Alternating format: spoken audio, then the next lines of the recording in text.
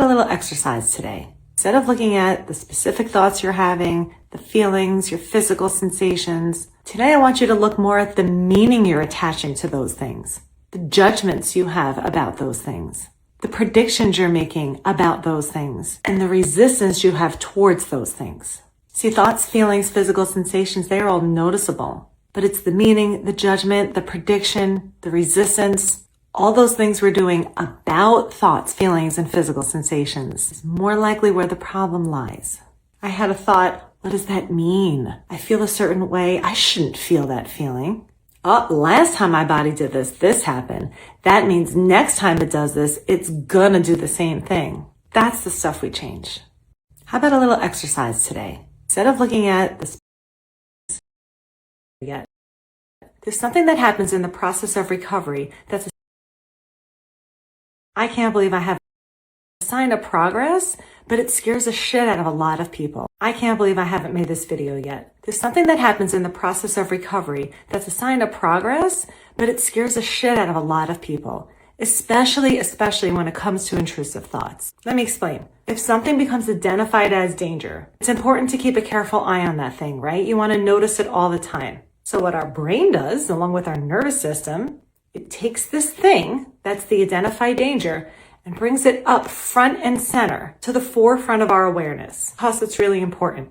And fear shows up to help seal it there. Okay? Fear is kind of like a hook that keeps this thing present, locked in the front, so that you can clearly see it and keep doing stuff about it. The way this part of us gets the message that you are no longer in danger is when you stop the doing. What happens is sort of a two-step process. Not something you do, but something that happens.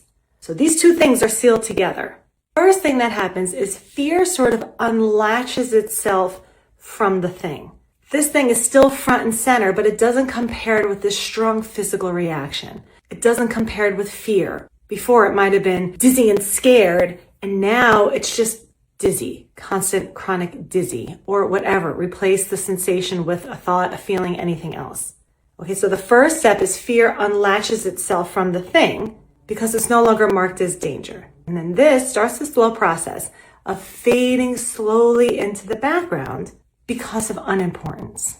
So two things get paired up, and recovery kind of follows the step where fear sort of unlatches first, and then this fades to the background.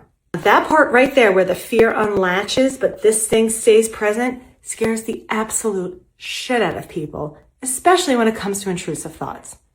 Why? Because of the way we attach meaning to this process. I've heard this so many times, and it's always the same sort of story. Well, I should be scared of that. That's a terrible thought. I don't want that to happen. Normal people get scared of those things. Makes sense that I should be scared. I should have a really awful feeling paired up with this thought.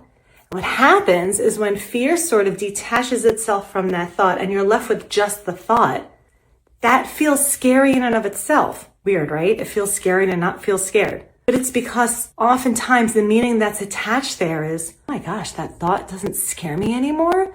Does that mean I want that thing to happen? Does that mean that's gonna happen? Oh, fear was keeping me from doing this terrible thing. And now that I'm not scared, there's nothing to stop me from acting on that thought. And if you're stuck there or you have been stuck there, I just want to normalize that for you. You're misinterpreting progress as danger. Zoomed up is importance. And the fear hook is danger. Fear unhooks first and allows this to fade to the background. I can't believe I haven't made this video yet.